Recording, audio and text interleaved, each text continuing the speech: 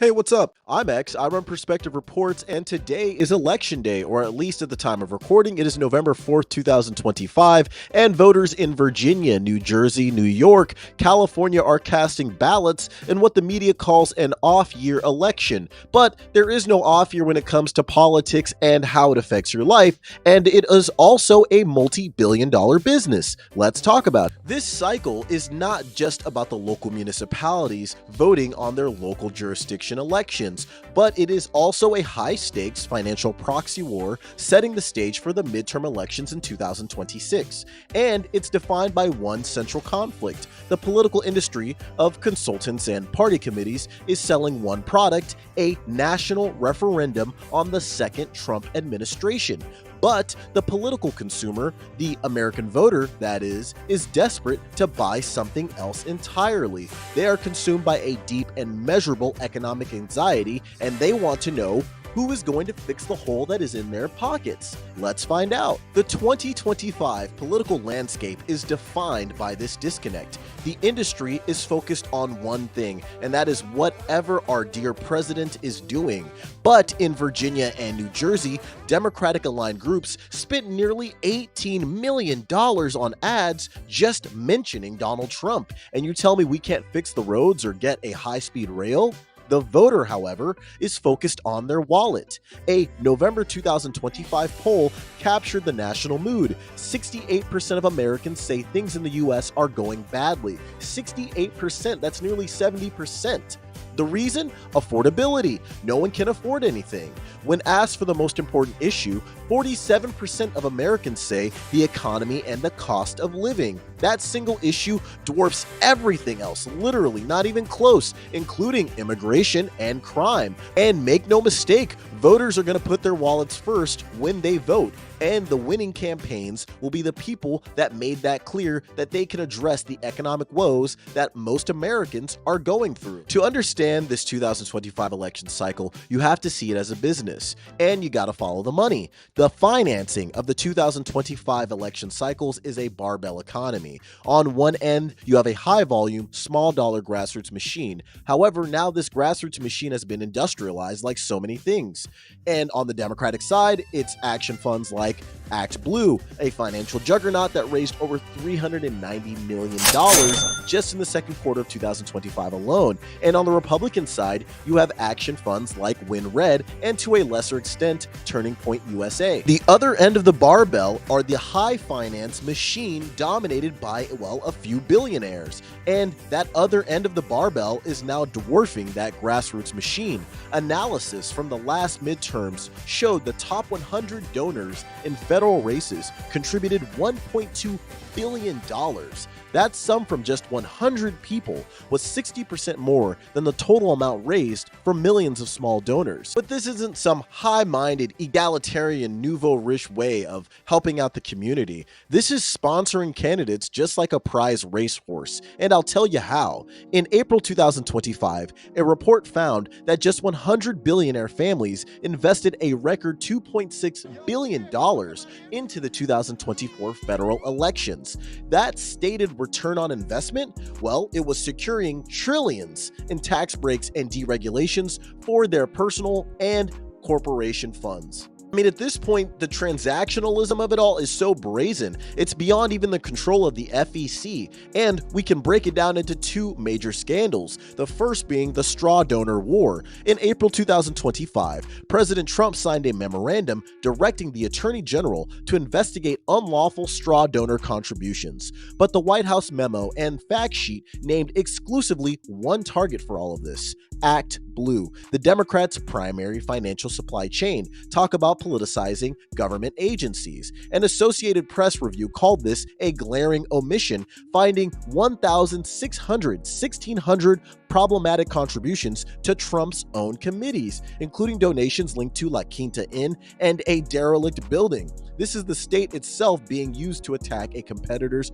primary source of revenue. The second scandal, but we'll call it example, of the donor class overstepping potentially the will of the people is the Ballroom donors for the East Wing Ballroom. President Trump is demolishing the White House East Wing to build a $300 million ballroom. If you've seen it on the news, you know what I'm talking about. But funded not by taxpayers because we are in a government shutdown currently as of the filming of this video, but by private donors. As of November, a watchdog report from Public Citizen analyzed the donor list. What it found is a stark and transactional reality. Of the 24 known corporate donors, 16 have received $279 billion in federal contracts.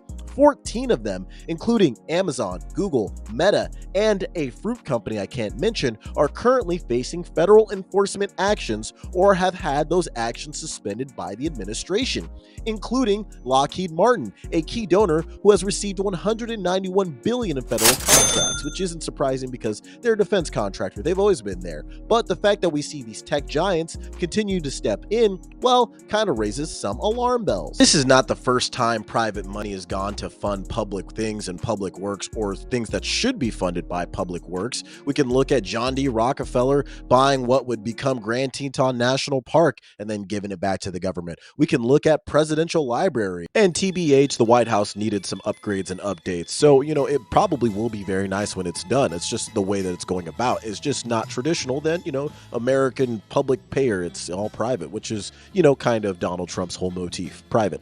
There are so many examples of where private money has gone to fund public institutions or public services and or public buildings. But right now, for some reason, all of this current iteration of it just seems a little bit weird. I don't know if you agree with me, but tell me in the comments. But let's bring it back. I don't want to go too far down the tinfoil hat road. We want to focus on the 2025 elections, and we want to be verifiable and measurable here, right? And this current acquisition, this multi-billion-dollar acquisition, is unfolding across 4 key battlefields, the first being Virginia, and it is a $100 million race for governor, and it is a clean A/B test of the 2 political products. And the Republican product is the candidate Winsome Earl Sears. She has raised $35 million and poured it into a pure culture war campaign with ads attacking her opponent as radical on topics like transgender issues. Where have we heard that before? Meanwhile, the Democrat Abigail Spanberger, who has raised $65 million, is running a campaign laser-focused on affordability. She has defined the race by linking the high cost of living directly to the current Trump administration, specifically the current federal shutdown, which has left over 140,000 federal employees in Virginia without a paycheck. And since DC and Virginia are right there to each other, makes a lot of sense. Next stop is New Jersey, and this is a $200 million plus super PAC proxy war. Check the cool graphic we have. The race is a financial stalemate, so messaging is everything here, and the Democratic candidate, Mickey Sherrill, is executing a merged product strategy. She links the national Trump referendum directly to local affordability. Her key attack line, the Trump administration's decision to place an $18 billion hold on federal funds for the Gateway Tunnel project, a critical piece of infrastructure for New Jersey commuters. This is a strategic masterstroke. It transformed the abstract Trump referendum into a tangible kitchen table economic issue, because so many times Democrats just talk about pie in the sky things that no one can relate to, but this is something that affects every day, right? Your commute is being made worse by the person in charge. Vote for me, I can do something about it. I completely mispronounced Mikey Sherrill's name. Apologies. The Republican candidate is Jack Ciattarelli, an American businessman and politician who served in the New Jersey General Assembly from 2011 to 2018, representing the 16th Legislative District.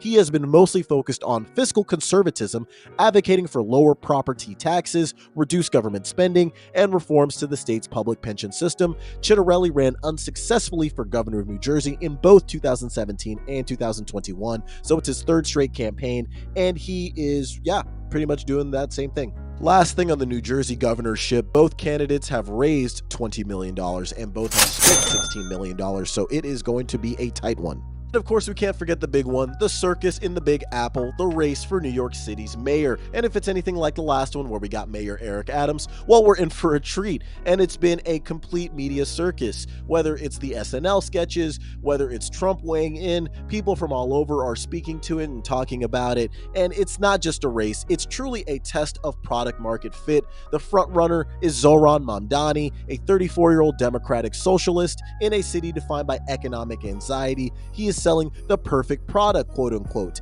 a rent-free, city-owned grocery stores and free buses, among other things. And in response, a massive anti-Mamdani financial machine has formed, funded by billionaires like Michael Bloomberg and Bill Ackman, who just want to lower their real estate taxes. It's a $30 million plus smear campaign endorsed by both Andrew Cuomo and Donald Trump, labeling Mamdani a communist lunatic. And of course, his rival in all of this is the independent, though he ran as a Democrat initially, is Andrew Cuomo, who was New York's governor, has a bridge named after him. If you don't know anything about him, just look him up. He had a bunch of controversies. His platform is just, I'm not Zohran Mamdani. And we have, of course, Curtis Sliwa, who was part of the Guardian Angels back in the 70s and 80s. Kind of respect him. I really like that he stands on his principles, man. That's important. And there's no way he's going to win, but respect him either way. Regardless, the data shows that New Yorkers are facing massive rent hikes and are more interested in the proposed solutions than they are afraid of the ideological labels. And this brings us to our last stop across the 2025 election cycle, to California. This is the most purely transactional market in more than one way. Proposition 50 is a $166 million battle over a single ballot measure. A yes vote authorizes the state to scrap its independent redistricting maps and draw a new democratically gerrymandered map. This is a tit-for-tat response to Republican gerrymandering in Texas, led by their Governor Abbott, and the California effort is led by their Governor Newsom. Proposition 50 is designed to manufacture 5 new, safe Democratic seats to negate the GOP's potential gains. This is the industrialization of gerrymandering. The yes side has raised $122 million, funded by national groups like the House Majority PAC and billionaire Tom Steyer.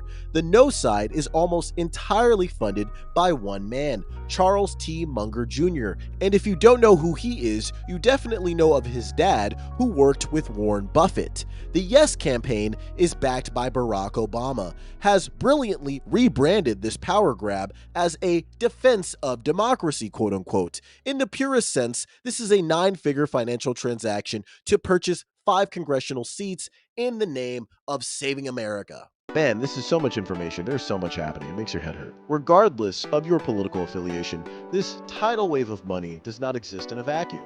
The projected $10.1 billion in ad spending for the 2026 election cycles is so massive, it fundamentally distorts the broader media ecosystem.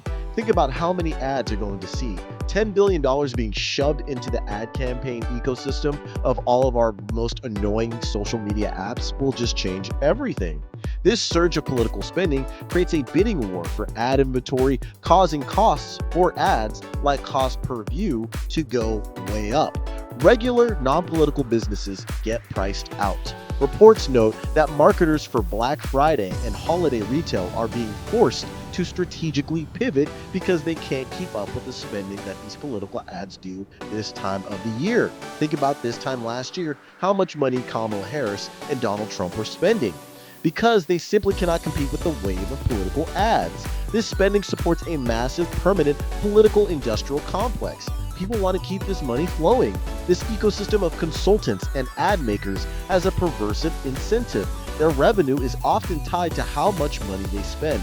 It's a self-perpetuating cycle of spending. They don't even care about who wins. They just want more money. So the millions being spent on this 2025 election cycle is just a dress rehearsal for the multi-billions that we're going to see spent in 2026. It has normalized a new level of transactionalism, from weaponizing the DOJ to attack a rival's revenue to a corporate tribute economy that trades private ballroom donations for federal contracts and lacks regulation. But most importantly, this $400 million plus A/B test has provided the data-driven proof of a winning product. The 2025 data is conclusive. In a high-anxiety economy, affordability is the killer product. The campaigns that win tonight, November 4, 2025, the time that I'm recording this, they are going to be the most successful at marketing the tangible solutions to the cost of living crisis. However, they will be rivaled by the campaigns that are marketed based on fear of culture wars, of radicals, or of socialism.